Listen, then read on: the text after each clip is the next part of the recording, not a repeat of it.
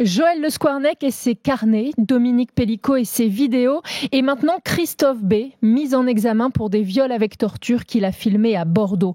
Tous ont commis des abus sexuels et tous ont gardé des traces de leurs agressions.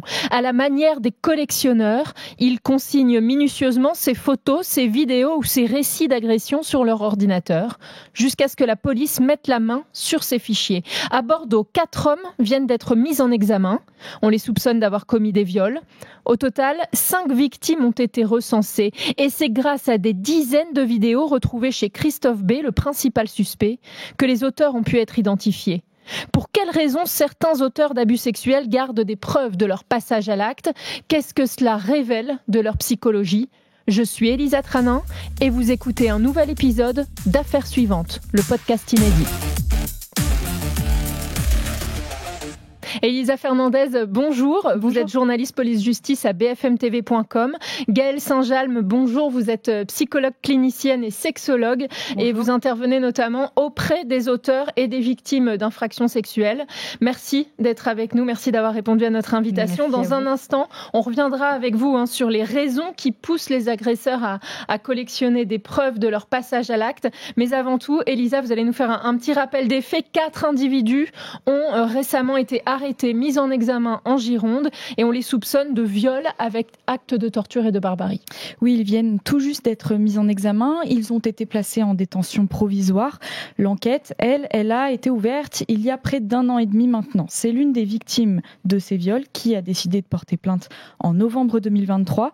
À ce moment-là, elle vient de se séparer de son compagnon et elle va raconter aux policiers que cet homme lui a fait subir plusieurs viols collectifs, et ce pendant 3 ans. Elle explique que son ex-conjoint Christophe B fait partie du milieu libertin en Gironde et que dans ce contexte, il lui a imposé des relations sexuelles violentes auxquelles d'autres hommes prenaient part également. Cette plaignante, elle précise bien qu'elle était contrainte à prendre part à ces actes sexuels parce qu'elle était dans une relation d'emprise avec son compagnon. Alors une enquête est ouverte après ce témoignage et là, d'autres victimes vont être entendues. Oui, elles sont 5 au total à être interrogées par la police. Elles ont un point commun, ce sont toutes d'anciennes compagnes de Christophe B.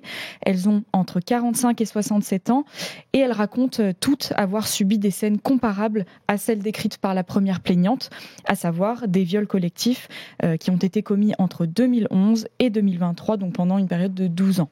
D'ailleurs, dans un communiqué, le procureur de Bordeaux, il insiste lui aussi sur ce point. Ce n'est pas parce que ces actes sexuels ont été commis dans le milieu libertin qu'ils ne sont pas considérés comme des viols.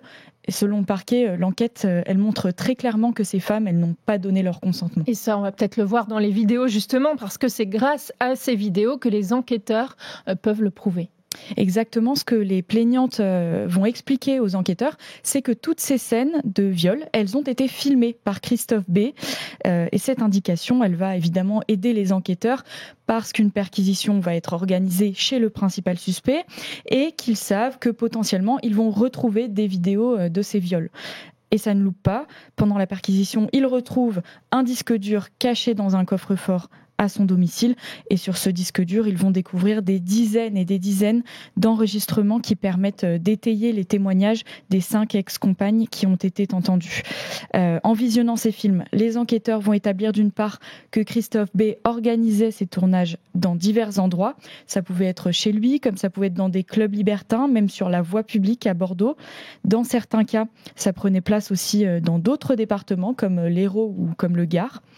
Et d'autre part, ces vidéos, elles permettent aussi de confirmer un élément très important, encore une fois, l'absence de consentement chez les victimes. Le procureur de Bordeaux, il explique dans son communiqué qu'à plusieurs reprises, des hurlements de douleur ont été entendus sur les enregistrements. C'est l'un des éléments qui permet aujourd'hui au parquet d'affirmer que les viols sont bien caractérisés. Et à ce moment-là, les enquêteurs parviennent à identifier d'autres suspects, des hommes qui ont pris part à ces viols.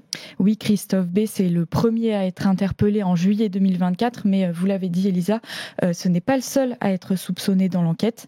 Petit à petit, en recoupant les témoignages des victimes et ce qu'ils voient sur les vidéos, les enquêteurs mettent la main sur plusieurs autres hommes.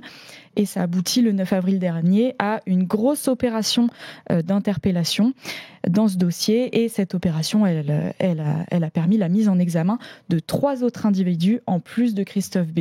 En ce qui concerne leur profil, on sait que les suspects ont tous entre 40 et 57 ans. On sait aussi qu'ils sont domiciliés en Gironde. Christophe B, pour sa part, il a 55 ans. Il vit à Reignac. C'est une commune située à environ 60 km au nord de Bordeaux. Il travaille dans la maintenance et selon ce que son avocat, maître Julien Plouton, a rapporté à l'AFP, son casier judiciaire est vierge. Ce dernier explique d'ailleurs que son client ne s'est, je cite, jamais vécu et perçu comme quelqu'un qui commettait des infractions pénales. Lors de son interpellation, il n'a pas nié l'existence de ces actes sexuels auxquels il a pris part avec d'autres hommes. Il ne nie pas non plus que ces pratiques étaient extrêmes. Par contre, il affirme que tout était consenti, que cette violence faisait partie du plaisir sexuel libertin selon son vocabulaire. Et surtout, il redit qu'il n'a jamais forcé ses anciennes compagnes à se plier à ses relations sexuelles. Au total, sur les 4 hommes mis en cause, seul un a reconnu qu'il était au courant que sa partenaire n'était pas consentante au moment de l'acte sexuel. Tous les autres affirment le contraire. Ils encourent pour ces faits, tous les 4, la réclusion criminelle à perpétuité. Merci Elisa. Gaëlle Saint-Jalme, vous avez écouté attentivement et j'imagine que ça fait écho à ce que vous vivez dans votre travail au quotidien.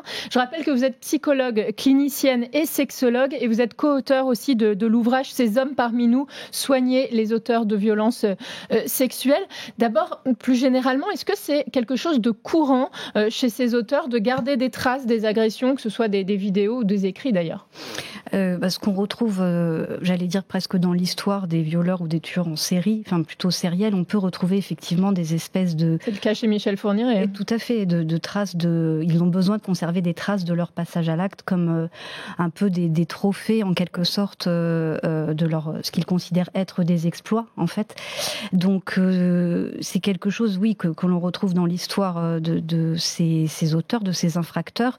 Et je dirais qu'aujourd'hui, en fait, ce qui est devenu malheureusement très facile, c'est avec le téléphone en fait, c'est la captation sur le vif de toutes ces images et la possibilité en réalité de revivre à l'envi et à l'infini l'excitation de ce moment-là. Il y a quelque chose de cet ordre-là qui est recherché en fait dès lors qu'on conserve des images, des vidéos de ces passages à l'acte.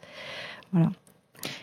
Est-ce qu'il y a un peu une dimension aussi j'imagine, dans cette collection, de vouloir, vous l'avez dit, revivre ce moment-là, de garder un souvenir aussi du moment qui s'est déroulé, du viol ou de l'agression sexuelle, par exemple ? Alors, du point de vue, j'allais dire de la collection d'un point de vue général, on retrouve beaucoup de mécanismes. C'est-à-dire que, par exemple, on sait qu'en population générale, quelqu'un qui démarre une collection peut le faire dans la suite du décès d'un proche. Donc il y a une espèce d'impossibilité à penser en fait le moment à jamais perdu. Et c'est ça aussi qui vient caractériser, par exemple, la création d'une collection. On retrouve notamment chez des auteurs, chez les consommateurs d'images pédopornographiques, on peut retrouver chez eux une volonté de retrouver dans les images qu'ils vont chercher et qu'ils conservent une trace, une reviviscence de leurs premiers émois sexuels. Par exemple, voilà, certains auteurs qui recherchaient spécifiquement des images d'adolescents qui se masturbent, ça les renverrait eux-mêmes à leurs premiers émois sexuels. Donc on peut retrouver quelque part, voilà, cette impossibilité à penser le moment à jamais perdu et à vouloir le revivre à l'infini. Il y a aussi une collection, c'est aussi en fait une manière de contrer l'angoisse de mort quelque part, c'est-à-dire que les images, elles viennent fixer un instant présent. Donc ça permet de rendre quelque part l'image sur laquelle on a projeté beaucoup de choses, de la rendre imputrescible en fait, qu'elle n'aurait pas de fin en soi. Et ça permet de venir vraiment contrer cette angoisse de mort sous-jacente. On peut aussi retrouver chez les auteurs de violences sexuelles qui collectionnent les images, les contenus à caractère sexuel de leur passage à l'acte, si vous voulez, toute collection en fait se caractérise par une quête sans fin. C'est-à-dire qu'à partir du moment où on la démarre, on ne souhaite pas la terminer. Donc ça peut, dans la même veine, procurer un sentiment de continuité d'existence. Donc les collections, j'allais dire, chez les auteurs de violences sexuelles, ça peut être à la fois une manière de venir contrer des angoisses profondes et en même temps, dans un autre registre, de revivre de manière indéfinie et voilà, à l'envi et à l'infini, un moment excitatoire, une décharge excitatoire particulièrement importante.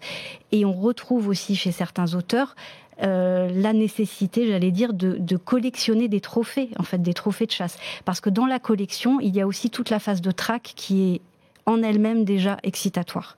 Donc il y a la traque en quelque sorte de la pièce rare. Et ça, cette traque-là en elle-même est extrêmement excitatoire. Ça fait penser un petit peu, non mais pour continuer, ça fait penser un petit peu à une sorte d'addiction finalement. Alors, ils ne peuvent pas s'arrêter. Oui, il y a quelque chose de très addictif en fait dans le processus de collection, mais on peut le voir dans la population générale de manière non pathologique. Là, évidemment, on est sur un versant pathologique où il y a quelque chose d'addictif en effet à vouloir s'approprier de manière vampirique en quelque sorte des trophées de chasse. Je crois que c'est Monsieur Le Squarnec qui disait qu'il chassait les sous-vêtements des enfants. Donc il y a cette dimension-là vraiment de trophée aussi, de chasse en quelque sorte. Et un trophée de chasse, on sait que c'est à la fois, c'est un marqueur de son exploit en quelque sorte.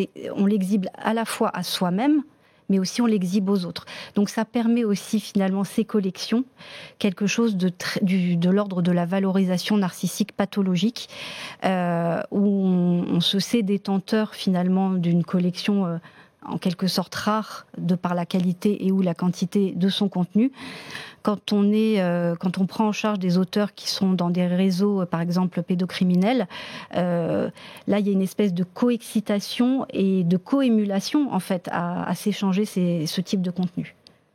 Voilà. Il y a une question que je me pose quand je regarde un peu tous ces dossiers de collectionneurs, entre guillemets. En gardant des traces de ces agressions, les auteurs, ils prennent aussi le risque de se faire repérer par les autorités. Est-ce que le plaisir de filmer ou de consigner en tout cas ces infractions, il surpasse la peur de se faire attraper, ou est-ce qu'il y a un peu un sentiment d'impunité ? J'allais dire, il peut y avoir des deux en réalité, c'est-à-dire que on voit bien quand on prend en charge encore une fois les auteurs de violences sexuelles que progressivement en fait il y a des verrous qui sautent en fait.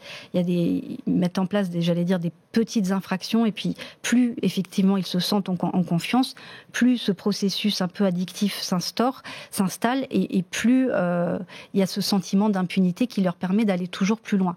Et l'idée de posséder des images et éventuellement de pouvoir les partager, effectivement, ça les prend et ça les surpasse. Et comme je le disais tout à l'heure, c'est devenu malheureusement très simple avec le téléphone portable. C'est vraiment un outil qu'ils ont à portée de main en permanence et qui permet de surcroît potentiellement la diffusion des images en direct, en temps réel. Donc tout cela, effectivement, fait qu'il y a quelque chose qui les surpasse. L'excitation les prend et évidemment, ça les surpasse. Néanmoins, ce qui était intéressant aussi, je trouve, quand on les écoute, c'est qu'ils disent parfois qu'il y avait un désir inconscient de se faire prendre, en fait, de se faire attraper. Par exemple, disait Joël Le Squarnec qu'il a eu ce sentiment d'impunité parce qu'il ne se faisait pas attraper, tout simplement. Oui, alors j'allais dire typiquement Joël Le Squarnec sur des années a pu agir. Il avait effectivement un vrai sentiment de toute puissance, je pense, et d'impunité au regard du nombre d'années pendant lesquelles il a pu sévir. Mais en tout cas, certains, effectivement, disent s'être sentis soulagés au moment de l'arrestation. Par exemple, certains pédocriminels qui consultent et téléchargent des images en ligne, vont le faire sans masquer leur adresse IP. Donc on peut effectivement interroger le désir inconscient derrière de se faire attraper. Et parce qu'ils sont dans ce processus addictif et qu'ils ont effectivement, quand on les écoute, encore une fois, une impossibilité, selon eux, à mettre fin à ce processus. Et donc, il y a besoin, finalement, de ce faux pas pour venir les arrêter. Eux ont besoin de mettre en place cette espèce de faux pas pour qu'on puisse derrière venir les arrêter. Et si on prend la question par un autre bout, ces vidéos, ces récits, même s'ils peuvent être très compliqués pour les victimes lorsqu'ils découvrent qu'ils existent, ce sont des éléments qui peuvent aussi aider les enquêteurs. Oui, alors ça on l'a vu dans plusieurs affaires, effectivement, c'est que, typiquement dans l'affaire Pellico, puisque là en plus il y a de la soumission chimique, donc Madame Pellico était dans l'incapacité d'avoir conscience de ce qu'elle subissait, donc on voit à quel point ces collections-là aident profondément les enquêteurs, effectivement, non seulement à qualifier, à caractériser le type d'abus, le type d'infraction subi par les victimes, mais également à identifier les auteurs. Je pensais aussi à l'affaire de Nordal-Lelandais, puisque dans son téléphone, on avait pu aussi retrouver les vidéos d'abus de ses petites cousines. Donc voilà, ça permet évidemment des interpellations et ça permet des interpellations et en même temps, c'est un deuxième choc pour les victimes. Et je pense notamment à Gisèle Pellico. Lorsqu'elle découvre les vidéos de viol, c'est presque un deuxième viol aussi pour elle. Ça a été notamment diffusé au procès. Oui. Ça doit être un vrai traumatisme, ça, pour les victimes, de savoir qu'il y a quelque chose qui existe, il y a une preuve. Alors, pour les victimes de cyberviolence sexuelle, c'est un deuxième traumatisme. Vous avez raison, c'est tout à fait ça. C'est-à-dire que il y a d'abord le traumatisme de l'abus sexuel en tant que tel, et à cela vient se superposer, sachant que l'abus sexuel en lui-même, il est défini dans le temps, il est limité dans le temps. En revanche, là, il y a quelque chose d'un traumatisme qui peut durer à l'envie et à l'infini, de la même façon que quelqu'un irait visionner en permanence ces images. Donc il y a un double traumatisme qui, lui, n'a pas de fin dans le temps. Et en ça peut provoquer en fait un cercle vicieux, en quelque sorte, de revictimisation perpétuelle pour ces victimes, et ça peut venir entraver en fait le processus de reconstruction derrière. Et alors, question purement juridique, je ne sais pas si vous allez pouvoir me répondre, mais est-ce que ces preuves, justement, elles peuvent influencer la décision de justice ? Est-ce que ça peut alourdir une peine ou ça ne sert qu'à l'enquête finalement ? C'est-à-dire le fait que la personne est filmée, c'est une circonstance aggravante. Alors, je vous avoue que je ne saurais pas répondre là-dessus. En revanche, dès lors qu'il y a, dans les chefs d'inculpation, le chef d'inculpation de captation d'images et de diffusion d'images fait partie effectivement des chefs d'inculpation possibles et de condamnation possibles. Et ça en dit long, on imagine, sur la personnalité aussi de la personne qu'on a dans le box des accusés. Alors voilà, nous, quand effectivement, psychologues, psychiatres, quand nous prenons en charge ces auteurs de violences sexuelles qui font des collections, qui créent des collections, ça nous donne des indices de leur profil psychopathologique. Par exemple, c'est encore une fois, j'allais dire la collection, c'est quelque chose de très large. C'est intéressant de voir ce que eux vont projeter. En fait, c'est comme une espèce de construction et de projection de leur monde interne. Notamment, c'est intéressant de les interroger sur les catégories, les noms qu'ils donnent à leurs catégories dans leur collection. Après, il y a des auteurs qui, par exemple, eux vont accumuler en quelque sorte de manière addictive des contenus, mais sans pour autant ni les catégoriser, ni les revisualiser derrière. Donc là, on va être par exemple sur des profils qui sont plutôt, sont dans une propension à l'addiction d'un point de vue général, et qui ont besoin, en faisant cela, de remplir le vide qu'ils ressentent. Donc ça aussi, ça nous donne un indice de leur profil psychopathologique. Après, avec des profils, j'ai pas du tout expertisé Monsieur Le Squarnec, mais avec des profils comme Monsieur Le Squarnec, on est sur quelque chose de très obsessionnel, de potentiellement très narcissique. Enfin voilà. Dans d'autres cas, on a plutôt, par exemple, des pédocriminels extrêmement inhibés qui vont trouver en fait dans la collection une manière de s'approprier le monde externe et de le catégoriser, de le rendre intelligible, alors que pour eux, en réalité, le monde externe est extrêmement angoissant, notamment les relations interpersonnelles. Donc, sur ces profils très inhibés, c'est aussi la collection est vécue d'une autre manière que ceux qui seraient dans quelque chose, à l'inverse, de très narcissique, de diffusion de leurs trophées, etc. Enfin, voilà. Donc, tout ça, ça nous donne en effet des indices. Est-ce qu'on est sur des profils inhibés ou à l'inverse très narcissiques ? Est-ce qu'on est sur des troubles anxio-dépressifs ou sur des troubles de la personnalité sévère? C'est ce qu'on va rechercher quand on les interroge sur la fonction finalement de leur collection. Et on imagine du coup le travail derrière de la psychologue clinicienne avec ce type d'individu. Merci beaucoup pour votre éclairage, Gaëlle Saint-Jalles. Je vous en prie. Merci, Elisa Fernandez. Vous retrouverez évidemment ce numéro sur bfmtv.com et toutes les plateformes d'écoute. Et puis je vous dis à bientôt pour un prochain numéro d'Affaires suivantes, le podcast inédit.